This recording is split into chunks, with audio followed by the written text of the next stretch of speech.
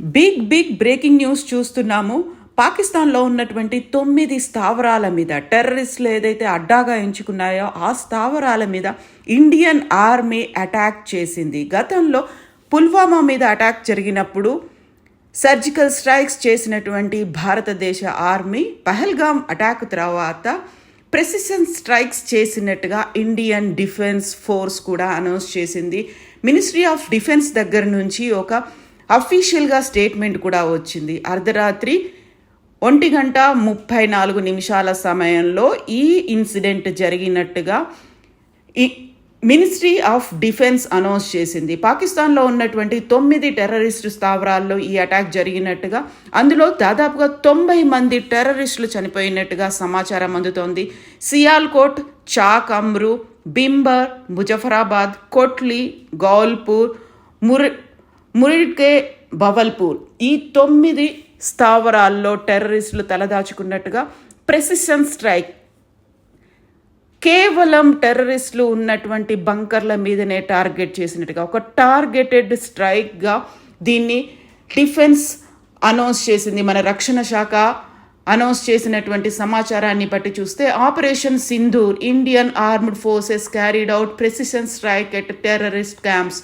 నివాసిత ప్రాంతాల మీద, అక్కడున్నటువంటి స్థానికుల మీద కాకుండా ఎక్కడైతే ఈ 9 ప్రాంతాల్లో ఉన్నటువంటి స్థావరాలు ఉన్నాయో వాటి మీద మాత్రమే అటాక్ చేసినట్టుగా అనౌన్స్ చేసింది. ఒక అఫీషియల్ ప్రెస్ మీట్ అయితే వచ్చింది. దేశమంతా దీన్ని సెలబ్రేట్ చేసుకుంటుంది. దీనికి ఆపరేషన్ సింధూర్ అని నామకరణం చేశారు. ఇండియన్ ఆర్మీకి సంబంధించి పూర్తి స్వేచ్ఛ ఇస్తున్నట్టుగా క్యాబినెట్ కూడా ఒక డెసిషన్ తీసుకుంది. ఆ తర్వాత ఎప్పుడైనా ఏ క్షణమైనా ఏమైనా జరగవచ్చు అనేది ఒక దేశవ్యాప్తంగా అలర్ట్ను కూడా ఇచ్చారు. ఈరోజు దేశవ్యాప్త మాక్ డ్రిల్ అనేది 250 జిల్లాల్లో జరుగుతోంది. దానికి సంబంధించి ఏర్పాట్లు కూడా పూర్తయ్యాయి. దీనిని పాకిస్తాన్ కూడా ఎక్స్పెక్ట్ చేస్తోంది. 9th or 10th మా మీద అటాక్స్ జరగవచ్చు అనేది. ఇక ఈ అటాక్కి సంబంధించి చేసినటువంటి ప్రెసిషన్ స్ట్రైక్కి సంబంధించి అమెరికా అధ్యక్షుడు కూడా హర్షం వ్యక్తం చేశారు. ఇట్స్ షేమ్ అనేది ఒక సిగ్గుపడాల్సినటువంటి విషయం. దాదాపుగా దశాబ్దాల తరబడి, అంటే ఒక జనరేషన్ అంతా ఎదురు చూస్తూ వచ్చింది. ఒక జనరేషన్ గడిచిపోయింది. ఇప్పటికీ కూడా ఇలాంటి సంఘటనలు జరుగుతూ ఉన్నాయి. I just hope it ends very quickly.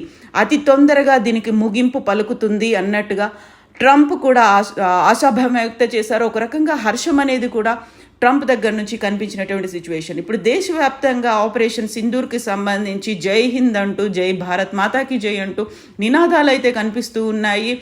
ఓవరాల్గా అయితే ఎప్పుడెప్పుడు జరుగుతుందా అని ఎదురు చూసినటువంటి ఆపరేషన్ సింధూర్కి 10 నిమిషాల ముందు భారత సైన్యం కూడా ఒక వీడియోని రిలీజ్ చేసింది.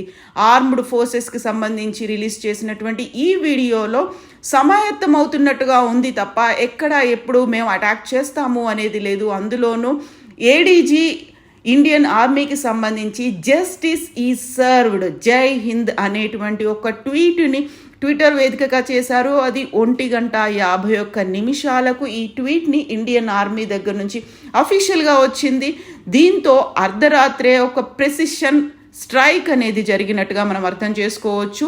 దీంతో పాటుగా మనకి మినిస్ట్రీ ఆఫ్ డిఫెన్స్ రిలీజ్ చేసినటువంటి ఒక ప్రెస్ రిలీజ్ అనేది 1:44 రిలీజ్ చేశారు. అంటే ఇది మోస్ట్లీ 1:30 గంటలకి అయినట్టుగా, అంటే భారతదేశ కాలమాన ప్రకారం 7th May ఎర్లీ అవర్ 1:30 సమయంలో జరిగినట్టుగా అర్థమవుతోంది. మొత్తానికైతే దేశమంతా సెలబ్రేట్ చేసుకుంది. పహల్గామ్ మీద అటాక్ జరిగిన తర్వాత 28 మంది మరణం తర్వాత ప్రతి ఒక్కరూ రిటాలియేట్ చేయాలి. దాని మీద పాకిస్తాన్లో ఉన్నటువంటి శత్రు శిబిరాలు ఏవైతే ఉన్నాయో, టెర్రరిస్టు మూకలు అడ్డాలు ఉన్నాయో వాటిని టార్గెట్ చేయాలి అనేది భారతదేశానికి అంతర్జాతీయ స్థాయిలో కూడా మద్దతు వచ్చింది. ఆ తర్వాత జరిగినటువంటి పరిణామాలు కూడా కనిపించాయి. ఎక్కడికక్కడ సెలబ్రేషన్స్ అనేవి అయితే ఇప్పుడు కనిపిస్తూ ఉన్నాయి. అయితే పహల్గామ్ అటాక్ తర్వాత మాత్రం దీనికి సంబంధించి తీసుకోవాల్సినటువంటి చర్యల మీద క్యాబినెట్ కూడా వివిధ దఫాలుగా మీటింగులు పెట్టింది, భేటీలు అయ్యాయి, అఖిలపక్ష భేటీ కూడా అయింది. పర్టికులర్గా హిందువులకి సంబంధించి హిందువుల మీద జరిగినటువంటి అటాక్కి మత కోణం అనేది కూడా కనిపించింది. ఆ నేపథ్యంలో భారతదేశంలో ఉన్నటువంటి హిందువులు కూడా ముస్లింలు అందరూ కలిసి ఈ సంఘటనని ఖండించారు. పాకిస్తాన్ మీకు బుద్ధి చెప్పాల్సినటువంటి అవసరం ఉంది అని. కరెక్ట్గా ఈ సమయంలోనే చూడాలి, ఒక పాకిస్తాన్లో ఎమర్జెన్సీని విధించారు. స్టేట్ ఆఫ్ ఎమర్జెన్సీ ఉంది, దేశవ్యాప్తంగా అత్యవసర పరిస్థితి అనేది ఉంది. దాన్ని అనౌన్స్ చేశారు ఈ అటాక్స్ తర్వాత.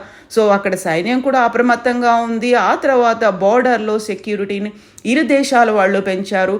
బోర్డర్లో ఉన్నటువంటి పాకిస్తాన్ సైన్యం హిందువుల మీద, అక్కడ ఉన్నటువంటి స్థానికుల ఇళ్ల మీద అటాక్స్ చేస్తున్నాయనేటువంటి వార్తలు కూడా వస్తున్నాయి. ఓవరాల్గా అయితే బార్డర్లో హై టెన్షన్ ఉంది, పాకిస్తాన్లో స్టేట్ ఆఫ్ ఎమర్జెన్సీ ఉంది, భారతదేశంలో సంతోషకరమైనటువంటి వాతావరణం. ఆపరేషన్ సింధూర్కి జై చెప్తున్నారు, ఇండియన్ ఆర్మీకి జై చెప్తున్నారు. ఒక సెలబ్రేషన్ మూడ్ అయితే ఉంది. కానీ ఎప్పుడైనా ఏ క్షణమైనా ఏమైనా జరగవచ్చు, యుద్ధం మొదలైంది అనేటువంటి వార్తలు కూడా వినిపిస్తున్నాయి. కాబట్టి అందరూ అప్రమత్తంగా ఉండాలి.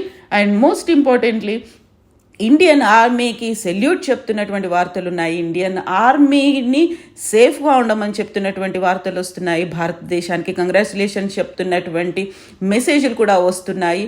సో సరిహద్దుల్లో ఒక రకమైనటువంటి యుద్ధ వాతావరణం ఉంది. అండ్ పాకిస్తాన్లో ఉన్నటువంటి ఆ 9 ప్రాంతాల్లో భయానకమైనటువంటి పరిస్థితులు కూడా ఉన్నట్టుగా మనకు విజువల్స్ కూడా అందుతున్నాయి. నిజంగా ప్రస్తుతం ఉన్నటువంటి సమాజం దేనికి ప్రయారిటీ ఇస్తుంది? ఆర్థిక సంబంధాల చుట్టూ మాత్రమే తిరుగుతుంది. మళ్ళీ ఎన్నికలంగానే చాలా విరక్తి కలుగుతాం. మంచి అనిపిస్తుంది కదా, లేడీస్ కూడా ఛాలెంజింగ్ జాబ్స్ చేసినప్పుడు చాలా బాగుంటది. ట్రాఫిక్ అసిస్టెంట్స్ గా నియమించిన ట్రాన్స్జెండర్స్ అందరితో సాల్యూట్ చేయించుకుంటున్నారు. ఫుడ్ డెలివరీ ఇవ్వటానికి వెళ్ళినటువంటి డెలివరీ బాయ్ అనిల్ పై కళ్ళ ముందు